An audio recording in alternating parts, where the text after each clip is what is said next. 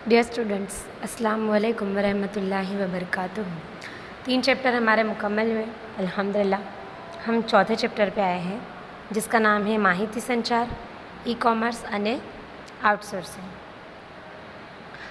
आज हम इस सबक का पहला हिस्सा देखेंगे जिसका नाम है माहिती संचार। माहिती संचार यानी क्या? माहिती संचार यानी प्रत्यायन, कम्युनिकेशन, जिसको आप खबर रसानी कहते हो। ये कम्युनिकेशन वर्ड ये आया कहाँ से? कम्युनिकेशन जो वर्ड है ये लैटिन भाषा का शब्द है। लैटिन भाषा में असल में ये अल्फाज था कम्युनिज, जिस पर से उतरा कम्युनिकेयर, जिसका मतलब क्या होता था? जिसका मतलब होता था टू शेयर कॉमन, है ना। उसके ऊपर से एक कम्युनिकेशन वर्ड उतर कर आया है।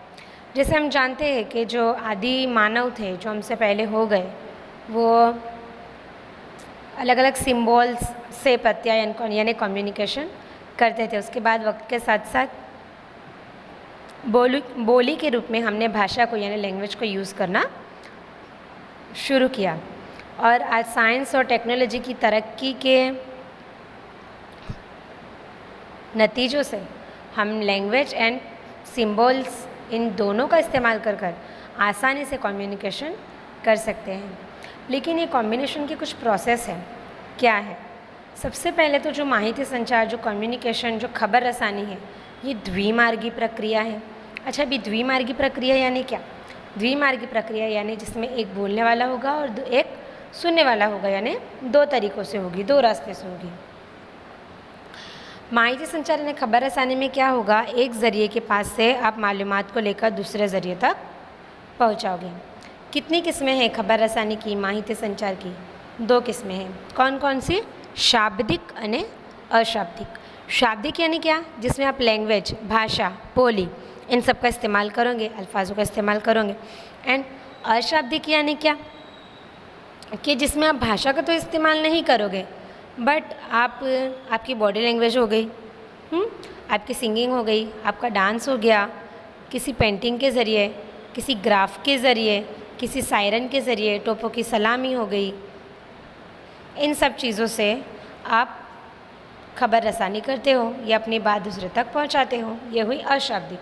कि इसमें भी लेकिन खबर रसानी तो होगी, कम्युनिकेशन तो होगा, लेकिन कैसे होगा? अशाब्दिक, अल्फाज बिना का होगा। अब माहिती संचार की व्याख्या, इसकी तारीफ बयान करते हुए उलेमाओं ने क्या कहा? विचारों, अभिप्रायों के माहितीનું वक्तव्य लखाण के संज्ञाओं द्वारा संदेशानी आप-ले थवी एटले माहिती संचार। उन्होंने क्या कहा कि भाई ख्यालात और मालूमात को बयान करने के लिए, लिखने के लिए सिम्बॉल्स के ज़रिए हम मैसेजेस की जो आप-ले यानी लेन देन करते हैं उसे कम्युनिकेशन कहते हैं। माहिती संचार ये क्या है? माहिती संचार हमारे ख़यालात हम दूसरों के मगज में दाखिल कर सके, ऐसी प्रोसेस है। अच्छा, तो अब इसमें माहिती और संचार ये दोनों अलग अलग शब्द हैं। माहिती यानी क्या? कि डेटा कलेक्ट कर लेना। पहले तो माहिती, डेटा आपके पास आ जाना, मालूमात आप आपके पास जमा करो। एंड संचार यानी क्या? संचार यानी उसकी लेन देन करना।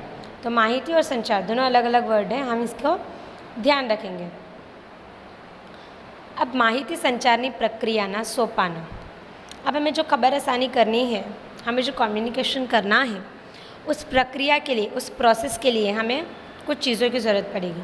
वो चीज़ें कितनी हैं? 6 हैं। उसमें सबसे पहला क्या है? संदेशानुघड़तर। सबसे पहले तो हमें मैसेज को बनाना पड़ेगा, है ना, क्योंकि हम मैसेज बनाएंगे तभी तो किसी तक पहुंचाएंगे। अब ये मैसेज कैसा हो सकता है? 4 किस्म का हो सकता है। मौखिक यानी आप जाकर बोलोगे, लिखित यानी आप किसी को लिख कर दोगे, शाब्दिक जिसमें आपने वर्ड्स को यूज़ किया है, एंड अशाब्दिक के जिसमें आपने अल्फाजों को इस्तेमाल नहीं किया है। मिसाल के तौर पे राजकोट से रात को 8 बजे बड़ौदा जाने के लिए कोई बस मिलेगी? है ना। ये क्या हुआ? एक क्वेश्चन हुआ। इसमें आपने देखा ये कौन सा था? शाब्दिक था एंड मौखिक था। फिर दूसरा आता है माध्यमनी पसंदगी, कि आप ज़रिए को कैसे पसंद करते हो। कभी कभी ऐसा होता है ना कि इंसान खबर रसानी करने के लिए, कम्युनिकेशन करने के लिए सिर्फ एक ही ज़रिए को पसंद करता है और कभी कभी एक से ज़्यादा को पसंद करता है। मिसाल के तौर पे अगर आपने टेलीफ़ोन को पसंद किया तो आप टेलीफ़ोन से फ़ोन करके कह दोगे कि हाँ 8 बजे भाई नवजीवन बस है, बराबर। नवजीवन करके जो लग्जरी है वो जाती है राजकोट से बड़ौदा। इसके बाद आता है संदेशों मोकलवो। फिर आपने भी जो मैसेज रेडी कर लिया है इसको भी तो भेजना है। अब ये मैसेज, ये संदेशा भेजने के लिए भी आपको किसकी ज़रूरत पड़ेगी? आपको ज़रिए की ज़रूरत पड़ेगी। चौथा आता है संदेशों स्वीकारवो। अब आपने संदेशा भेज तो दिया, आपने मैसेज भेज तो दिया, लेकिन उसको स्वीकारने वाला, उसको एक्सेप्ट करने वाला भी कोई होना चाहिए। फिर 5वां संदेशानु अर्थघटन, मैसेज का मतलब निकालना, क्योंकि ये बहुत ज़्यादा इम्पोर्टेंट है कि आपने मैसेज बना लिया, ज़रिए को पसंद कर लिया, आपने मैसेज छोड़ दिया, सामने वाले ने मैसेज ले लिया, लेकिन वो इस चीज़ को जब आपने उसको उसके सवाल का जवाब दिया है तो उसे आपके जवाब से सेटिस्फेक्शन मिला है क्या? उसे हमारी बात में समझ पड़ गई है?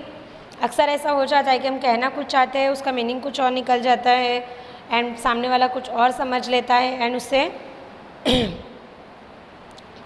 बहुत बार अनबन भी हो जाती है हमारी कारोबारी का। लास्ट है संदेशानु प्रत्युत्तर, कि आपने उस मैसेज को समझ लिया, अब आपको उसका रिप्लाई देना है, आपको उसका जवाब देना है। मिसाल के तौर पे जैसे हमने अभी वो राजकोट एंड बड़ौदे वाला एग्जांपल लिया था कि आपने कॉल तो कर दिया कि हाँ 8 बजे पे नवजीवन करके यहाँ से बस है, तो वो सामने वाले ने आपको हाँ या ना कहना चाहिए, है ना, तभी ये खबर रसानी सक्सेसफुल होंगी। आज हमने बहुत कम पढ़ा इसमें। आज हमने खबर रसानी का मीनिंग देखा, उसकी किस्में देखी और उसकी प्रोसेस में कौन सी चीज़ें इस्तेमाल होती है ये देखी। आज हमने इसलिए कम देखा क्योंकि हम अब बुधवार के दिन, पीर के दिन जब अब हम मिलेंगे तो इंशाल्लाह हम इंटरनेट की बात करेंगे। आज हमने खबर रसानी की यानी कम्युनिकेशन की बात की।